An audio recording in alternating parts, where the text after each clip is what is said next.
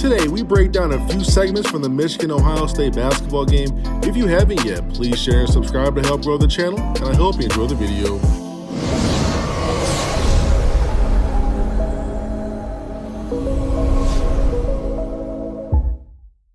They say basketball is a game of runs, and there are plenty of plays we can break down to enjoy from this recent matchup. Everyone from the public to the media have been saying it was the best game played all year long. But I'm just going to focus on three segments. Pivotal parts of the game where the offense and defense has to be at its best to not only get consecutive stops, but score the ball as well. Games can be won or lost in these types of segments. Ohio State hits a three to go up by 5. Now it's 19-14, and Michigan calls timeout with 10:55 left in the first half.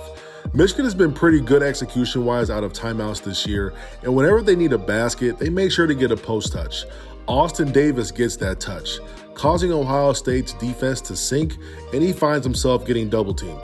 When there's a trap, you're usually 2 passes away from an open shot, and they find Shondy Brown for 3 here, cutting the deficit down to 2 points. Now, Ohio State gets movement on their next possession, but Kyle Young isn't accustomed to making these types of plays.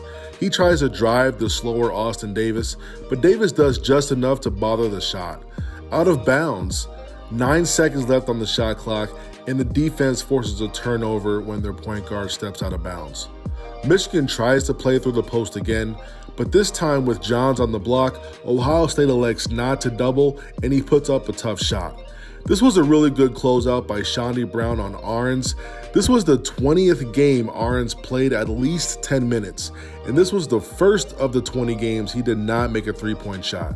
Incredible attention to detail and scout, opposite of what you're about to see. Ohio State head coach Chris Holtmann was pissed off here at Justice Sueing, and rightfully so.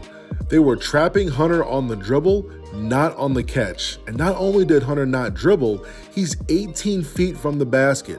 This put him out of position, so Ahrens has to follow suit and drop down on Livers, leaving Shondy Brown wide open for another three-pointer. Look at Holtmann mad at Sueing. I'd be mad too. 6-point swing just because one guy paid attention and the other guy did not. Bad, contested shot here by Ohio State leads to a secondary transition run out with Mike Smith and Hunter Dickinson playing a two-man game. 2.5 minutes of game time, Michigan goes on an 8-0 run. 10 minutes left in the matchup, and Kyle Young hits a foul shot to go up 65-61. Crucial part of the game, so no surprise that Michigan tries to get the ball back into the post. There's no points as a result, but a foul is called, getting them close to that bonus. On the out-of-bounds play, Shondy Brown answers, on balance after his pump fake, and hits an easy mid-range jump shot, cutting the deficit down to 2. Now watch this defensive possession. Shondy hounding the point guard, bothering him, just being a nuisance.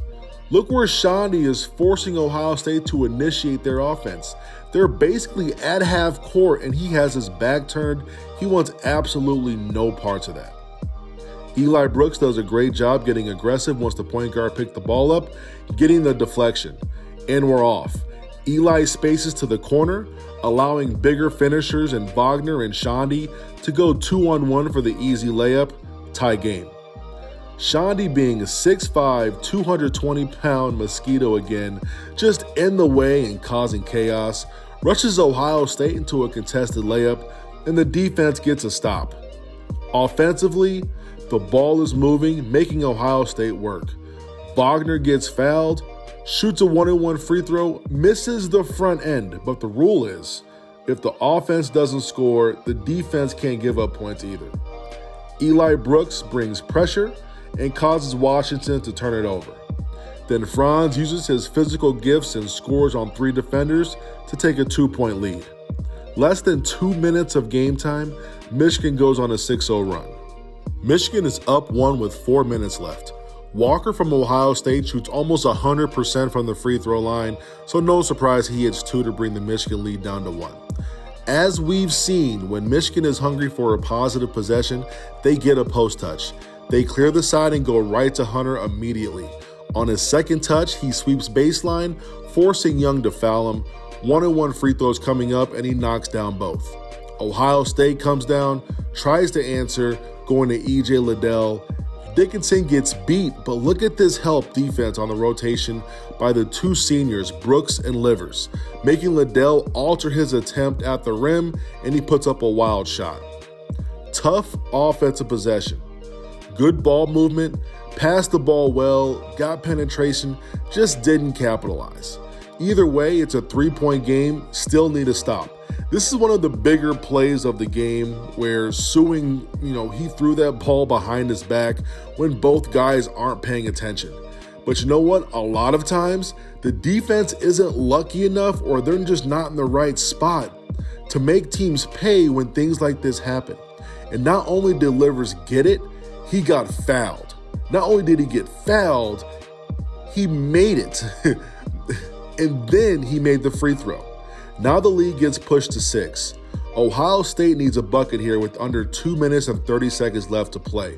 They get their most consistent player, E.J. Liddell, on the block, and he works to get fouled, making both free throws. Michigan lead is now down to 4. Michigan comes down and executes well. Spreads Ohio State's defense due to their post play, their shooting, and drivers on the court. This was really poor on-ball defense by Washington, allowing Brooks to get to the basket easily.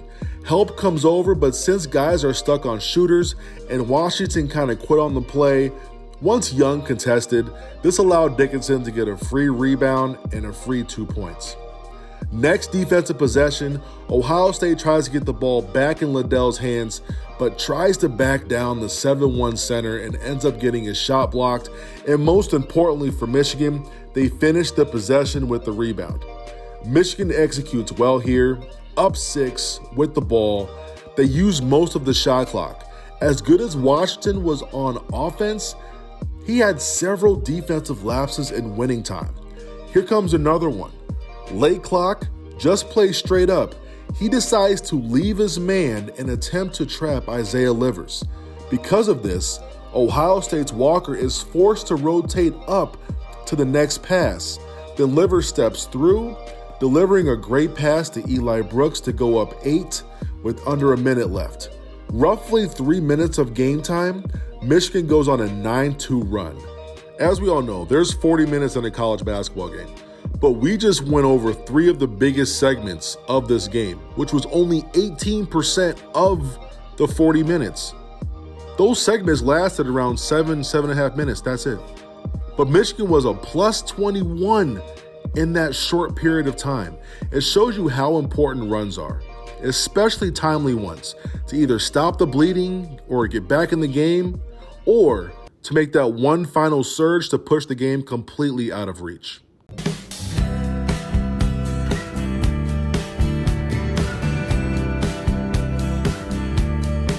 Dan Dockage